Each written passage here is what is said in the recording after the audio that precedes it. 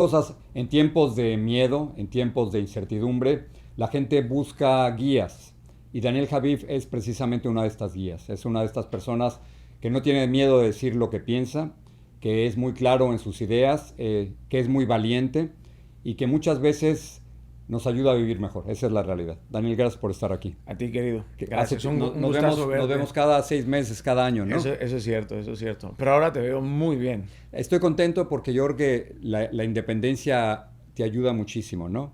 Te sacude. Sí, y a buscar, primero te sacude, ¿no? Cuando no tienes el apoyo de una institución, pero luego te permite una libertad extraordinaria, ¿no? Y luego le arrancas el mito a la institución y te das cuenta de que tenías más cintura de lo que imaginabas. Bueno, claro, y la idea de que eres tú solo, ¿no? Al final de cuentas, eres tú. No, y los millones que respetamos y admiramos tu trabajo. Bueno, o sea, solito. Y eso lo agradece mucho. Solito no vas, solito no vas. Te lo agradezco. Siempre te estamos observando. Gracias. En estos tiempos de miedo y de incertidumbre, Daniel, ¿cuál es tu rol? ¿Cómo te piensas? La verdad es que no es que escoja una cachucha, ¿no? Sí. O una identidad. Creo que parte de mi trabajo son dos vertientes o dos flancos. Uno, los primeros auxilios del alma, si lo quieres ver así. Sí.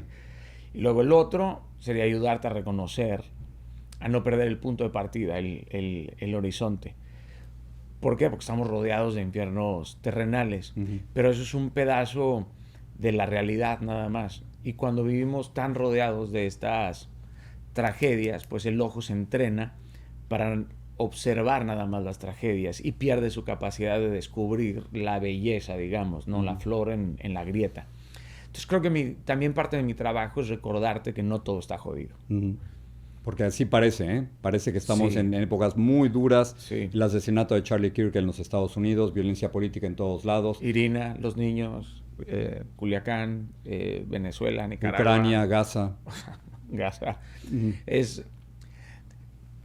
Pero si caes en esa trampa, te empujas a la resignación. Entonces, eso es para dejar estáticos a los que queremos un cambio. Entonces te vuelves apático y crees, como se ve tan grande el monstruo, crees que tu aporte no tiene ninguna trascendencia, ¿no? O sea que es un granito más en la arena.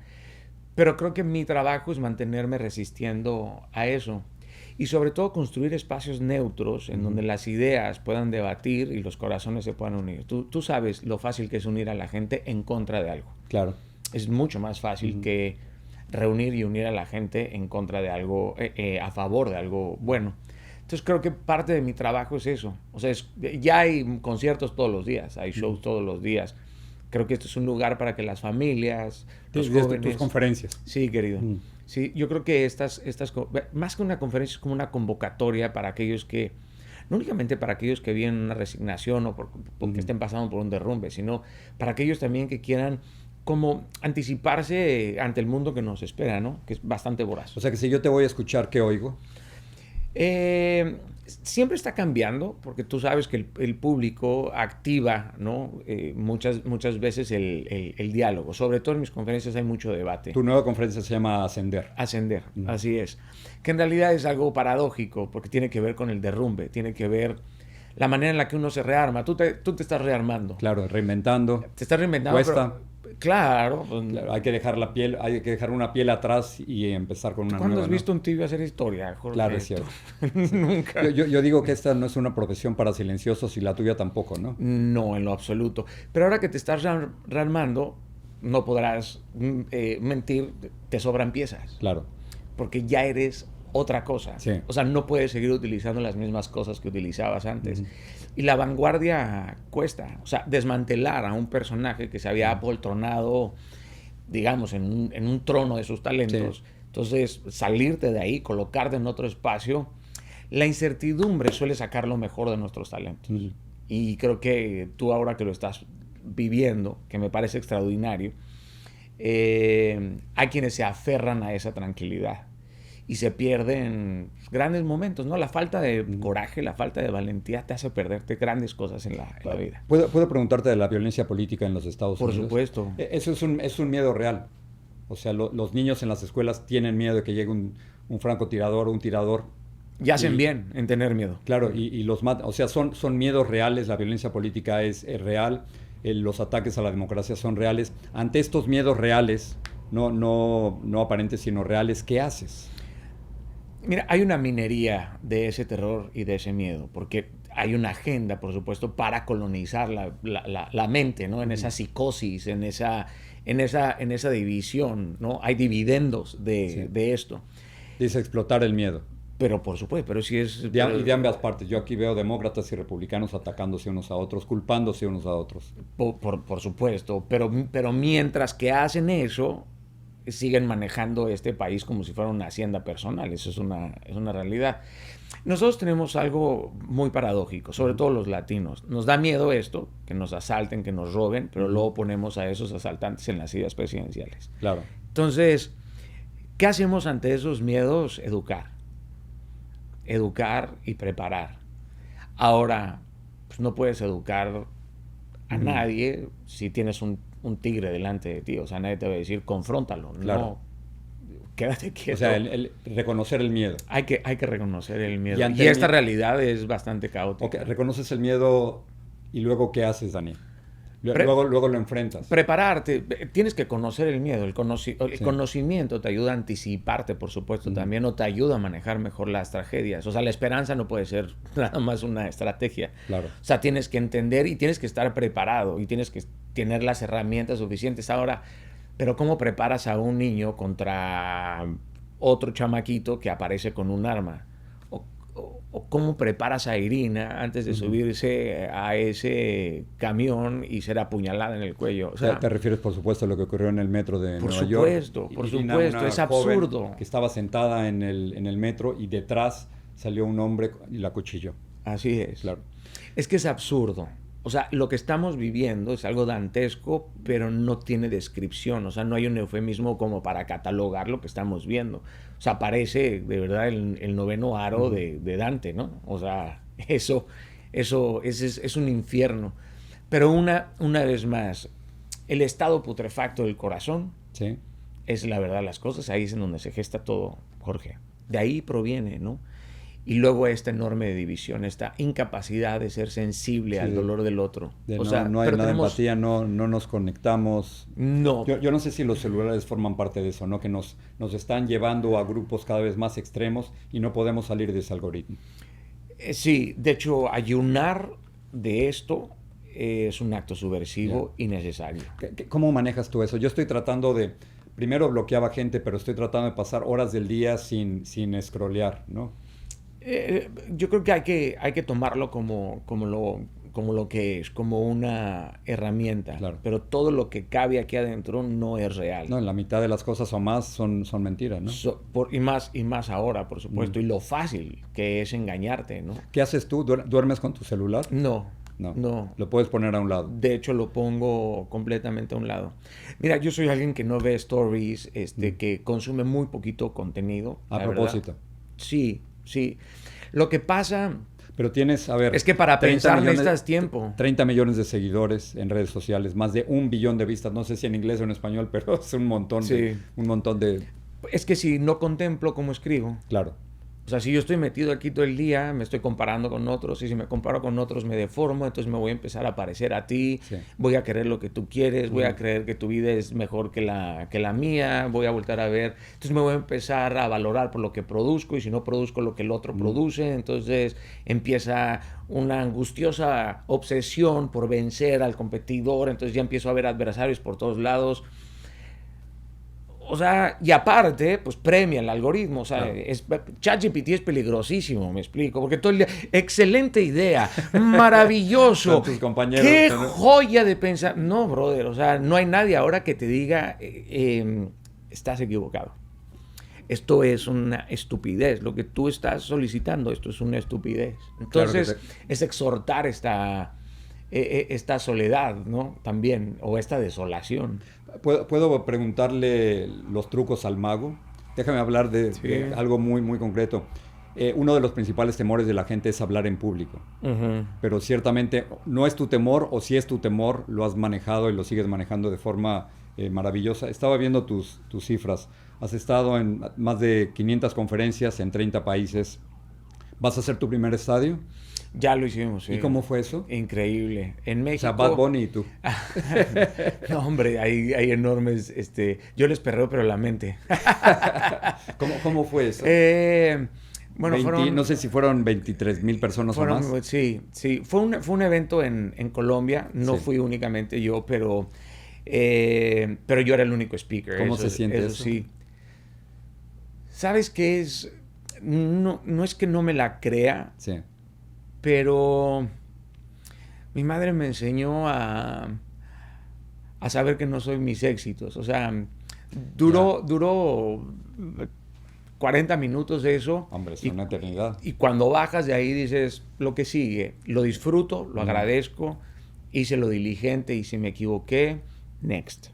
Chris Martin del grupo Coldplay decía que ustedes, los que salen en público ante estadios, que es a veces muy difícil entender esa dicotomía que eres este hombre al que te siguen millones, como estamos viendo, y al que te siguieron decenas de miles en un estadio, pero también eres el que se queda luego solo en el hotel, ¿no? Y eres las dos cosas. ¿Cómo lo manejas tú?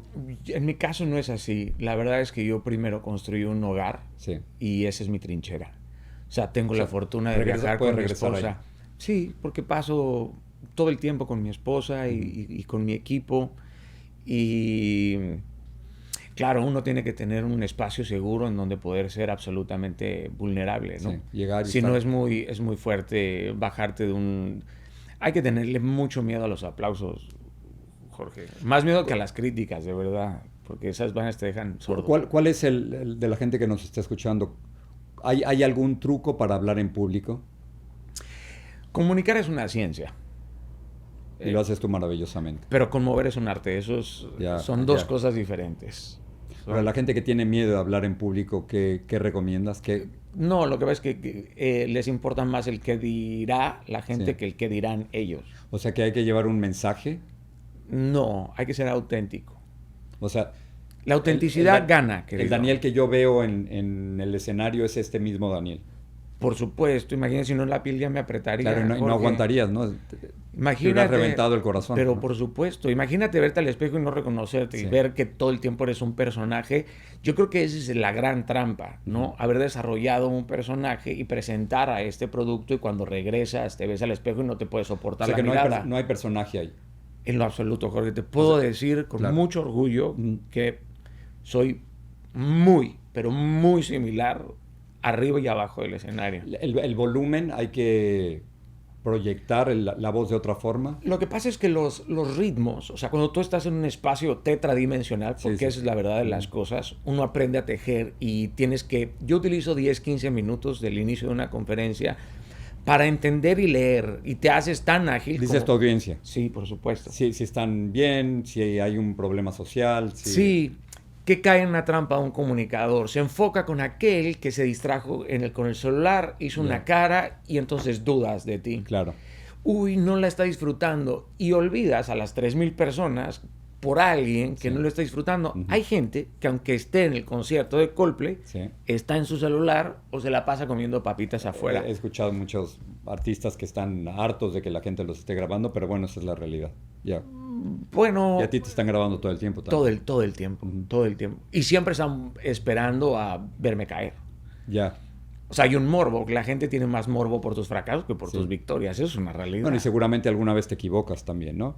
Y pronuncias mal las palabras. De hecho, pido permiso para decirlas porque soy sinaloense, Jorge. O sea, es más fácil salir limpio de un baño que de la boca de un sinaloense, claro. ¿no? O sea, a uno le gusta decir maledicencias. O palabras altisonantes, porque las maldiciones son otras cosas. ¿Tienes alguna una fórmula para memorizar todo lo que dices? ¿Estás pensando en bullet points, en puntos? No tengo que memorizar nada porque lo viví. Está en mis entrañas. Por eso, pero tú hablas aproximadamente ¿cuánto en una...? 3 horas y media. Puta, imagínate. 3 horas y media. Y sin un papel. Y si me dejas arriba del escenario, te vas primero tú del estadio que yo. Entonces ayúdame a entender cómo haces eso, cómo vas conectando ideas. O sea, tú tienes un plan, una estructura de tus 3 horas y media. Sí, yo haz de cuenta que tengo un iPad, ¿no? Y en este iPad yo tengo 120 diapositivas. Entonces yo voy tejiendo las cosas. Primera... Entonces el iPad es el que te da orden. No, yo voy escogiendo las cosas porque necesito hacer un salto. Sí. Okay. ¿Por qué? Porque hay cosas que no quiero decir en ese momento. Ok, ya entiendo. Porque le voy prestando la atención a mi intuición también y voy viendo cómo vas necesitando, cómo vas hilando, por supuesto, las cosas. Ahora, eso es mi técnica. Y es una técnica que proviene del teatro, de la pantomima, de la televisión, de la conducción, que es una alebrije aprender a hablar con todo tu cuerpo. Tú sabes que los silencios son importantísimos. Sí, las pausas. Pero si quiero hablar de algo en específico, me puedo quedar 30 minutos improvisando. Sin problema. Pero sin problema. Interesante lo que dices de las pausas. Me tocó ver un concierto de Bad Bunny. Okay. En el Estadio Azteca, en la Ciudad de México. Cantaba una canción y Bad Bunny, Benito, paraba el estadio, se sentaba, se echaba una toalla encima y se aguantaba 2 o 3 minutos solito. Luego le leí que no aguantaba la presión y que él necesitaba bajarse. Pero esa pausa, hombre, tú y yo hacemos pausas de unos segundos, una cosa así. Él hacía pausas de 2 o 3 minutos, porque las necesitaba. Y claro, cuando él regresaba, el estadio se caía, ¿no? Bueno, es una estrategia tremenda. Sí. Es una tensión dinámica. Eso se llama tensión dinámica. Claro. Entonces lo que haces es estirar. El silencio, no todo lo que se rompe hace ruido. Sí. ¿Me explico? Entonces cuando tú generas un ambiente y tejes ese ambiente, lo que haces es elevar la expectativa. Es un crack. O sea, el tipo lo que tiene es una mente que sabe diseñar esa experiencia. Sí, increíble. Pues, y después le pones la historia detrás, ¿no? Es que no aguanto esa presión. No lo sé. Ya sé. Vamos a hacer una pausa para que me digas a dónde vas. Tienes que tengo miopía. No sé. Tengo astigmatismo. A ver, vas a Indianápolis. Voy a Indianápolis el 11 de octubre. 11 de octubre. Oklahoma 12. Sí. Luego vamos a Chicago. El 17 hacemos Atlanta, hacemos Houston. Hacemos New Jersey. Sí. Bueno, está en danieljaviv.com. Ahí pueden ver las fechas, ahí pueden adquirir los tickets. Me llama la atención lugares como Indianápolis y Oklahoma, donde uno pensaría que no hay tantos latinos, pero de pronto me dices que encuentras islas, ¿no? Sí. Y no nada más se trata de ir cuando ya está todo el fruto, se trata de ir y de sembrar. Claro.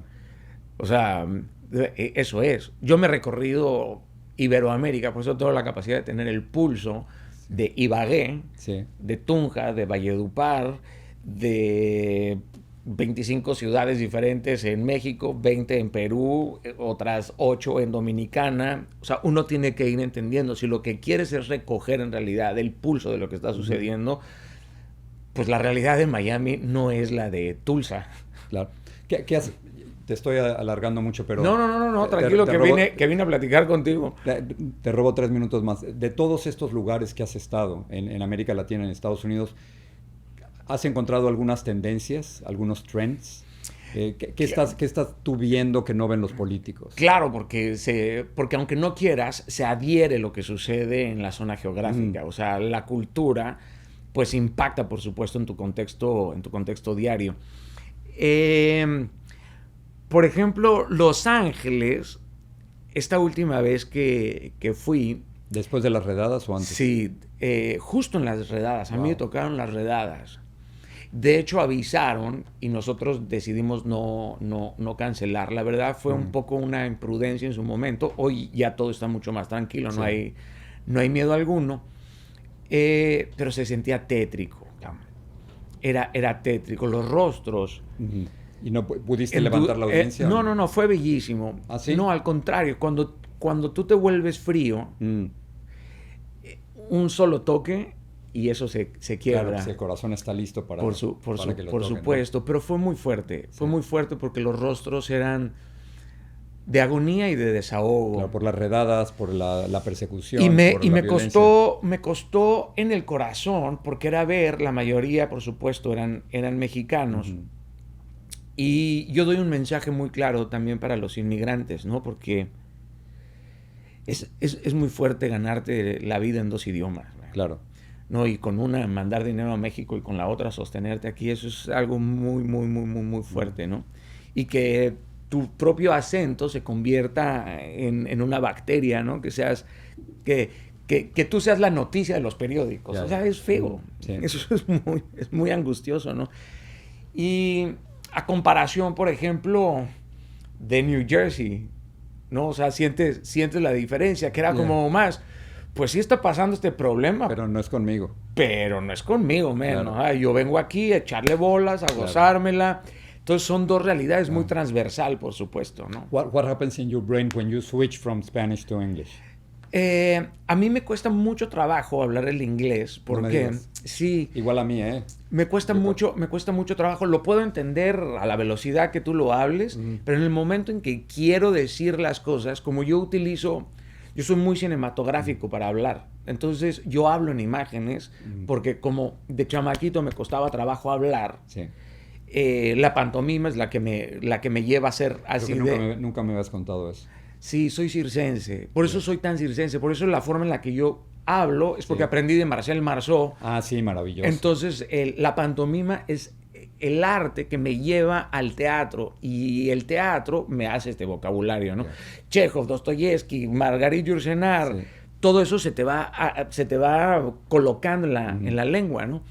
Y por eso soy tan expresivo, por eso hablo de la manera en la que me muero, la forma, por eso soy tan intenso, por eso la manera en la que me comunico es muy teatral. Tiene todo ese drama, ¿no? De ese hiperrealismo o de esa tragedia griega, ¿no? O sea, si tú vas a hacer a Otelo, pues tú no puedes hacer La vida es sueño, a Segismundo no lo puedes hacer con La vida es sueño y los sueños, o sea, no puedes. Sí.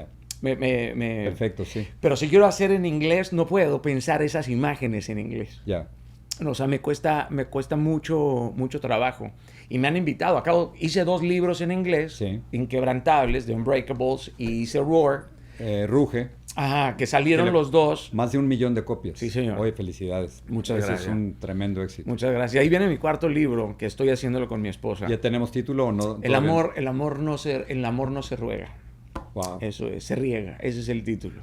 La historia de nuestro matrimonio. El amor no se ruega, se riega. Se riega, sí. 24 años, querido, y contando. Entonces, ahí está la letra chiquita. Ese es otro aspecto total, porque pocos saben, Neruda decía que el libro es el éxito porque pocos saben lo que es realmente escribir uno, ¿no?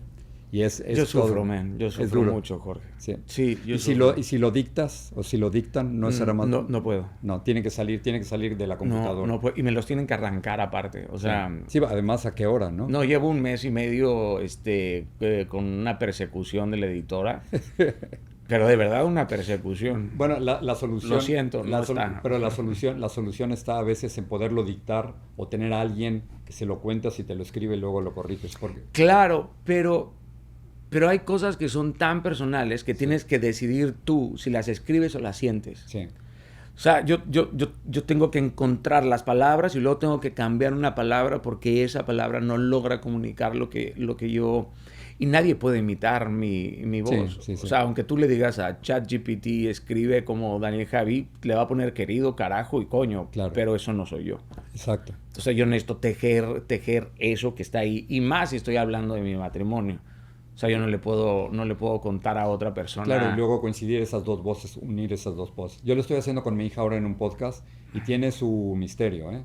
Es un misterio. Sí. Es un misterio. Y mi esposa, Y luego salen cosas que uno no conocía, ¿no? Son cosas totalmente nuevas. Es que todo es comunicación, es hablarlo. Yo sé. Y te vas descubriendo, ¿no? Mientras que lo vas hablando, te vas edificando a ti mismo y vas haciendo esa catarsis. Y mi esposa dice, pero es que así no fue. ¿Cómo que así no fue? Es que las memorias no son lo que creemos. Por ¿no? supuesto. Las memorias las inventamos, ¿no? Si nosotros mismos nos hemos mentido a nosotros mismos, sobre nosotros mismos, si nos lo hemos creído. Es increíble. Imagínate las mentiras que nos cuentan otros. Daniel Javi, yo me seguiría contigo las 3 horas y media. Pero y yo gracias. Contigo, querido mío. Te lo agradezco. De verdad, te veo bien, te felicito, gracias. me llena de gozo que estés haciendo ahora esto. Gracias. La verdad. Gracias. Y yo te sigo siempre. Gracias. Un placer.